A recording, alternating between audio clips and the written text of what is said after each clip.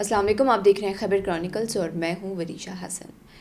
افغانستان ایک دفعہ پھر ریجنل سیکیورٹی کا مرکز بن چکا ہے۔ رشیا کی ایک تشویشناک رپورٹ آئی ہے، ایک وارننگ سامنے آئی ہے جس میں یہ بتایا گیا ہے کہ ماسکو کا یہ دعویٰ ہے کہ افغانستان میں 20 سے 30 ہزار سے زیادہ دہشت گرد موجود ہیں، جن میں TTP، ISIS اور القاعدہ جیسے گروپس بھی شامل بتائے جا رہے ہیں۔ اس کے ساتھ ساتھ سیکیورٹی کے حالات کے بارے میں بات کریں گے کہ جو کہ باجوڑ میں چل رہا ہے۔ پہلے ہم لوگوں نے دیکھا ہے کہ سرائے نورنگ میں واقعہ پیش آیا، فتح خیل میں واقعہ پیش آیا، اور اب باجوڑ میں سیکیورٹی فورسز کو نشانہ بنایا جا رہا ہے۔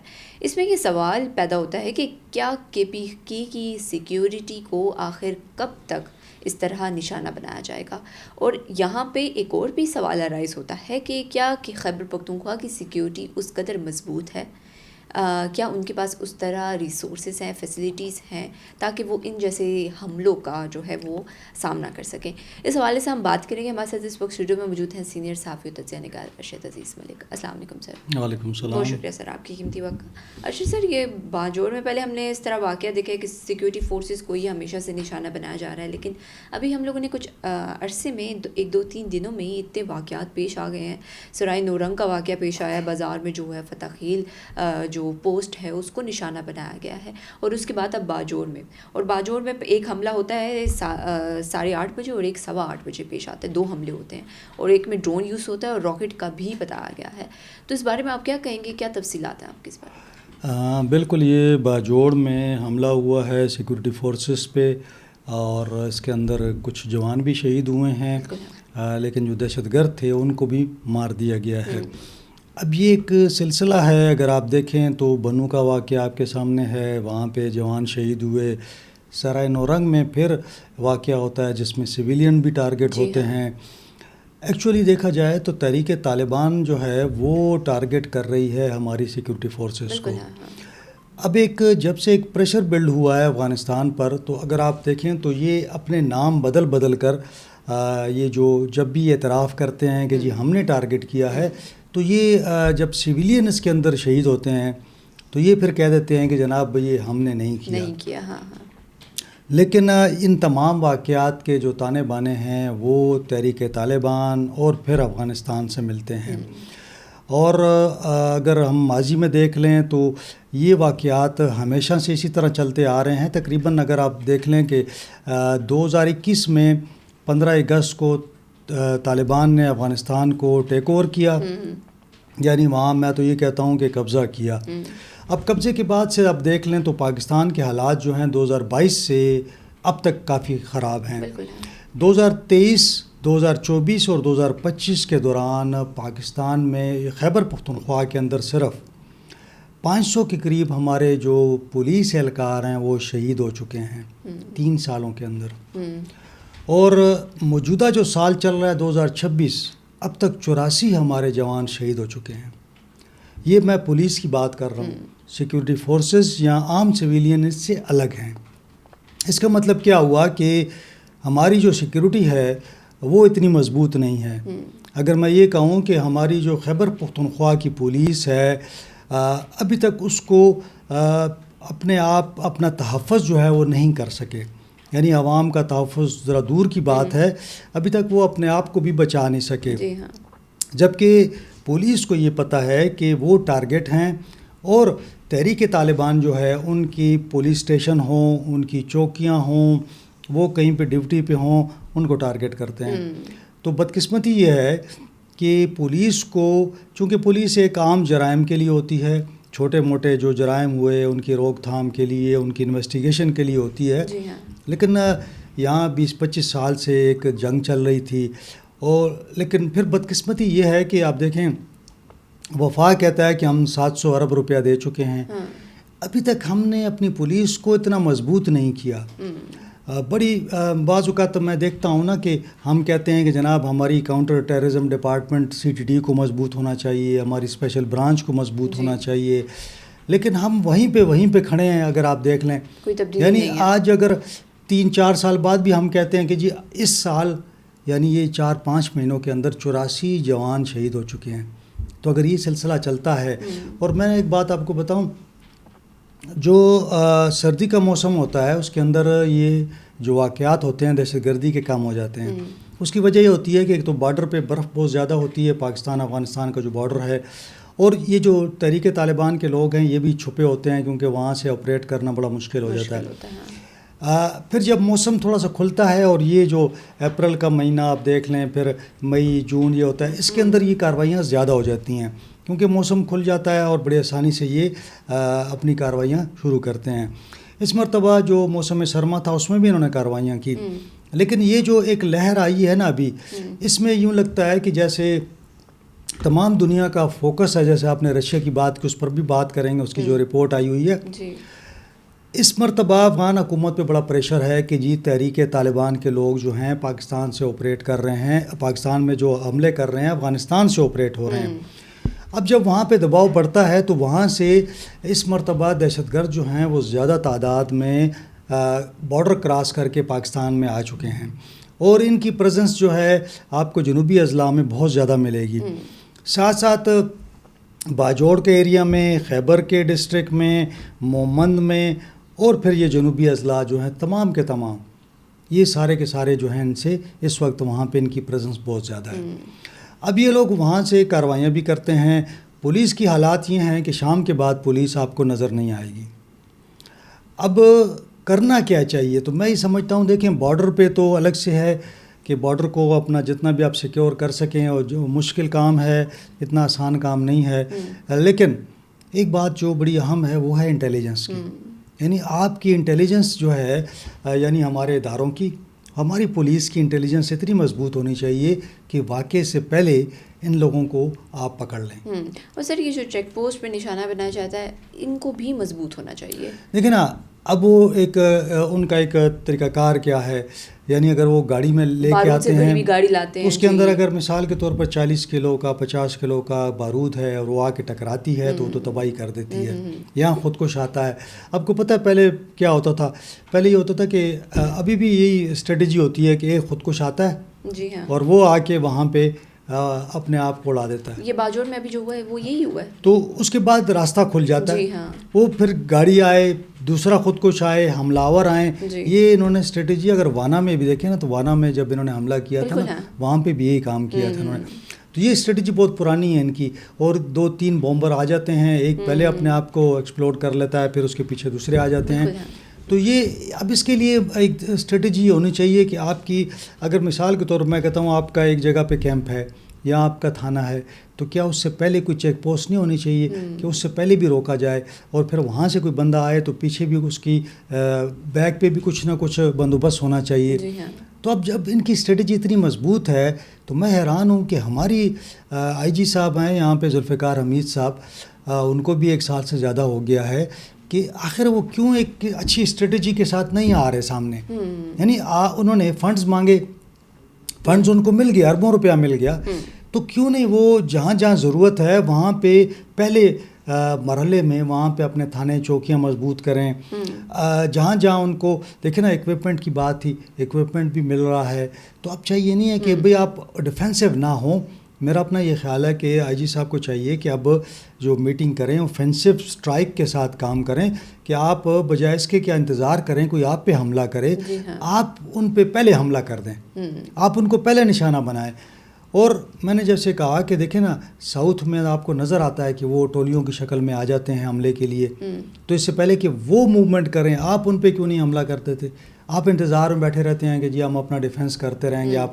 اور آپ دیکھیں نا، وہاں پہ انہوں نے جناب حملہ کیا، آپ کے اس کے اندر جوان تھے 15 سے 18، وہ پوری جو چوکی تھی وہ بیٹھ گئی، اور سارے کے سارے شہید ہو گئے.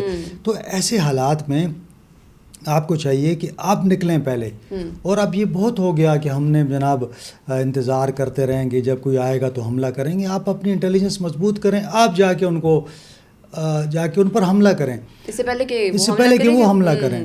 سر اس حوالے سے بات کریں گے کہ اب پاکستان اور افغانستان کے تعلقات کے حوالے سے بھی سوال کریں گے، لیکن اس سے پہلے ایک امپورٹنٹ سوال یہ ہے کہ باجور اور مومند نے اس سائڈ سے اور کنر اس سائڈ سے ان کے مائدین کے درمیان جو جرگہ ہوا تھا، اور مطلب کافی جو دیکھا گیا وہ اچھی ڈیولپمنٹ ہوئی تھی. دونوں مائدین نے اس بات پہ اتفاق کیا تھا کہ سیز فائر ہوگی یہاں سے اور وہاں سے کوئی حملہ نہیں ہوگا.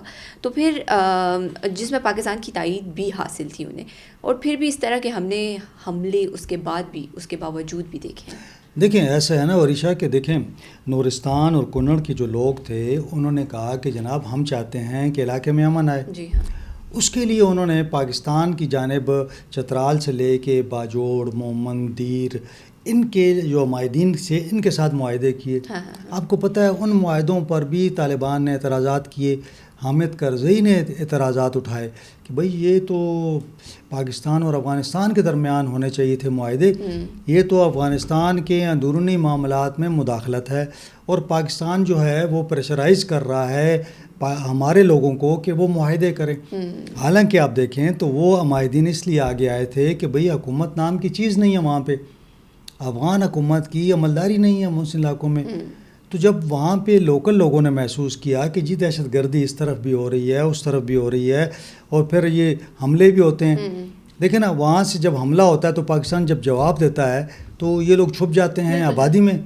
تو پھر کیا ہوتا ہے کہ وہ آبادی جو ہے وہ وہاں پہ وہ نشانہ بنتی ہے. تو پھر کہا جاتا ہے کہ جی کولیٹرل ڈیمیج ہو گیا ہے، عام لوگ مر گئے ہیں. تو اس پر ہمارے معاہدین نے اور وہ کہا کہ دیکھیں جی ہم پہ حملے ہوتے ہیں، جب جوابی حملہ ہوتا ہے تو آپ لوگوں میں وہ چھپ جاتے ہیں. تو یہ معاہدہ ہوا کہ ہم کسی کو پناہ نہیں دیں گے، اپنے اندر نہیں چھوڑیں گے. وہ اس پہ کاربند ہیں. معاملہ یہ ہے کہ یہ تو دہشت گرد ہے نا، یہ پھر بھی اپنی کارروائیاں کر رہے ہیں. یعنی اگر وہاں سے مارٹر گولا تو نہیں آ رہا، لیکن یہ لوگ یہاں پہ آ کے خودکش حملے تو کرتے ہیں نا.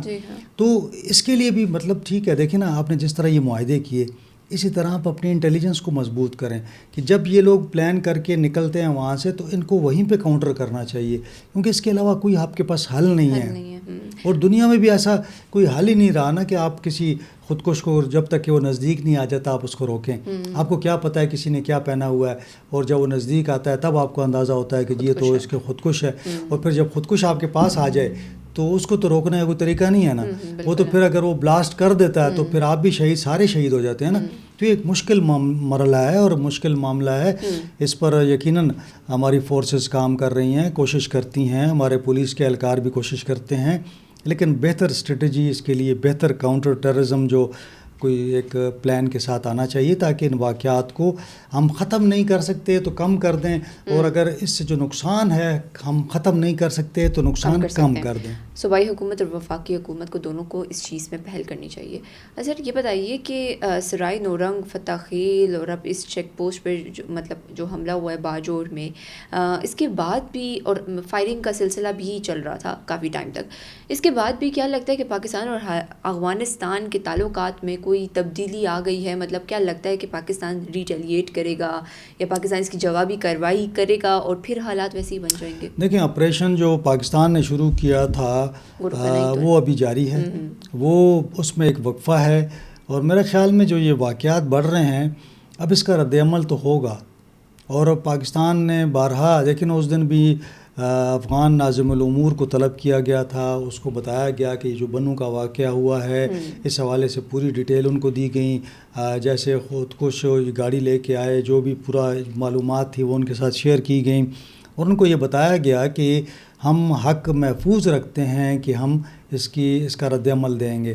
تو میرے خیال میں کہ یہ چونکہ ایران اور امریکہ کا، پوری دنیا کا آپ کو پتہ ہے کہ ایشو چل رہا ہے، تو پاکستان بڑے حوصلے، تحمل، برداشت کا مظاہرہ کر رہا ہے.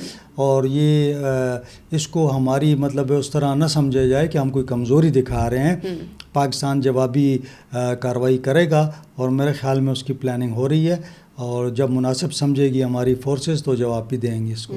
پھر بھی حالات ویسے ہی بدتر ہو جائیں گے اس کے بعد. تو دیکھیں اب یہ اگر آپ جواب نہیں دیتے تو اس کا بھی تو ہم یہ نہیں بیٹھ سکتے نا خاموش.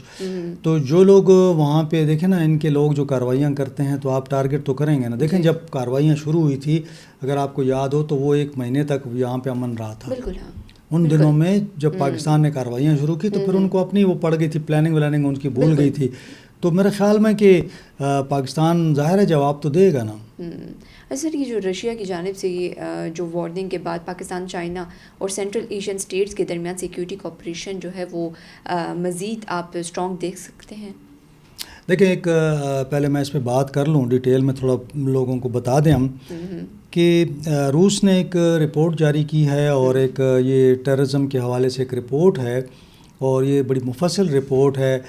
اس میں نہ صرف انہوں نے وہ جو امریکن رپورٹس ہیں اور جو یو این کی رپورٹس ہیں ان کی تائید کی ہے، بلکہ انہوں نے یہ بھی کہا ہے کہ افغانستان کے اندر جو ہے کوئی تقریباً 30,000 سے زیادہ لوگ جو ہیں اس وقت دہشت گردی کی کارروائیوں میں مصروف ہیں. یعنی وہ لوگ انوالو ہیں.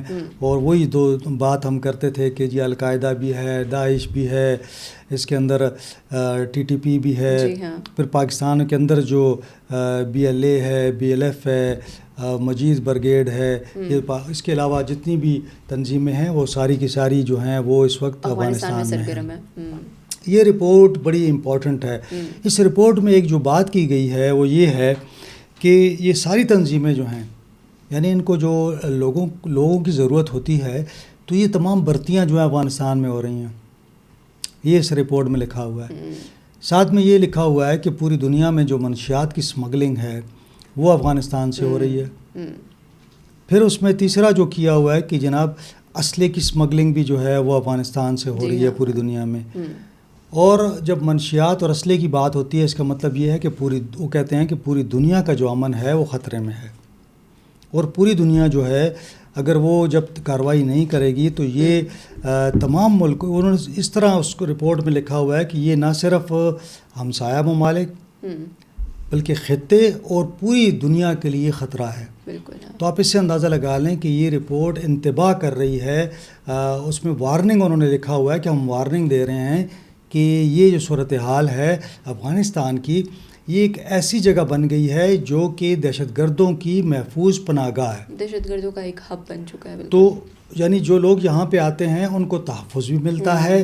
اور وہ جو ہے اللیگل سرگرمیاں، یعنی اگر آپ دیکھ لیں دنیا میں جتنی تنظیمیں کام کر رہی ہیں اس کے اندر اگر بھرتیوں کی بات کی جائے، انہوں نے خاص طور پہ داعش کی بات کی ہے. جی ہاں، انہوں نے کہا ہے کہ داعش کے اندر جو بھرتیاں ہیں وہ افغانستان سے ہو رہی ہیں.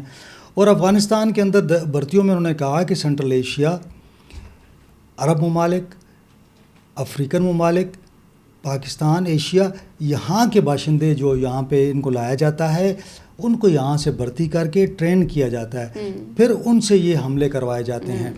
پھر جو دنیا میں منشیات کا بڑا کاروبار ہے، آپ کو پتہ ہے یہ جو دہشت گرد ہیں ان کے جو یہ دہشت گردی کی جو کاسٹ ہے، اخراجات ہیں، اس کو برداشت کرنے کے لیے منشیات کا کاروبار ہوتا ہے. منشیات کے بارے میں وہ کہہ رہے ہیں کہ پوری دنیا میں جو منشیات کی سمگلنگ ہے اس میں بھی افغانستان ملوث ہے. تو اس کا مطلب یہ ہوا کہ جو رپورٹس اس سے پہلے آئی تھیں، جو پاکستان کہتا تھا اور یہ کہتے تھے اس کو کہ جناب پاکستان غلط کہہ رہا ہے، جھوٹ کہہ رہا ہے، آج روس بھی وہی بات کر رہا ہے جو امریکہ نے کی اور جو دیگر ملکوں نے کی. اس کا مطلب یہ ہوا کہ دنیا کا امن جو ہے اس وقت افغانستان کی وجہ سے خطرات سے دوچار ہے. اور اگر دنیا نے اس پر ایکشن نہ لیا تو آنے والے دنوں میں، اب دیکھیں نا چائنا نے بھی کہا کہ ایسٹ ترکمستان جو تحریک ہے وہ اس کو یہاں سے سپورٹ کیا جا رہا ہے. روس کے اندر جو کارروائیاں کچھ ہوئی ہیں، پھر سینٹرل ایشیا میں جو ہوئی ہیں وہ ساری یہاں سے ہوئی ہیں. وہ اس رپورٹ کا کہنے کا مقصد یہ ہے کہ اگر کوئی بھی دہشت گرد تنظیم بنانا چاہتا ہے تو وہ ایزیلی افغانستان میں ان کو کہہ دیتا ہے اور یہ لوگ وہاں سے تنظیم بنا کے اور لوگوں کو بھرتی کر کے ان کے جو اہداف ٹارگٹ ہوتے ہیں ان پر یہ لوگ کارروائی کر دیتے ہیں. تو یہ بڑی ایک چشم کشا رپورٹ ہے میرے خیال میں کہ اس کو بڑا سیریسلی لینا چاہیے. اس سے پہلے پوری دنیا کو بھی یو این آلریڈی کہہ چکا ہے یہ تمام باتیں، لیکن روس کی جانب سے آنے کا مقصد یہ ہوا کہ اب میرے خیال میں کہ اگر آپ دیکھیں نا تو ایک افغانستان کو تھوڑی بہت حمایت تھی وہ بھی ختم ہو گئی. تو اب افغانستان ایسی جگہ پہ کھڑا ہے جہاں پہ وہ بالکل تنہا ہے. اس کو اگر سپورٹ ہے اس وقت انڈیا اور اسرائیل، بس انڈیا اسرائیل رہ گئے ہیں. اور یہ مجھے لگتا ہے کہ کبھی ایسا بھی صورتحال آ جائے گی کہ پھر انڈیا بھی کہے گا کہ یہ حملے جو ہوئے ہیں افغانستان سے ہوئے ہیں، وہاں پہ بھی اگر کوئی کارروائیاں ہوئیں تو وہ پھر کل کو یہی کہے گا کہ جناب یہ دیکھیں نا تو آج اس کو بھی سوچنا چاہیے کہ افغانستان کے اندر جو تنظیمیں ہیں کل انڈیا میں بھی یہ کاروائیاں کر سکتی ہیں. بالکل ہاں. ارشد سر بہت شکریہ آپ کا. یہیں پہ ہماری پوڈ کاسٹ کا اختتام ہوتا ہے. اپنی رائے کا کامنٹ سیکشن میں ضرور کیجیے. ملتے ہیں اگلی پوڈ کاسٹ میں نئے مہمان کے ساتھ نئے سوالات کے ساتھ. تب تک کے لیے اللہ حافظ.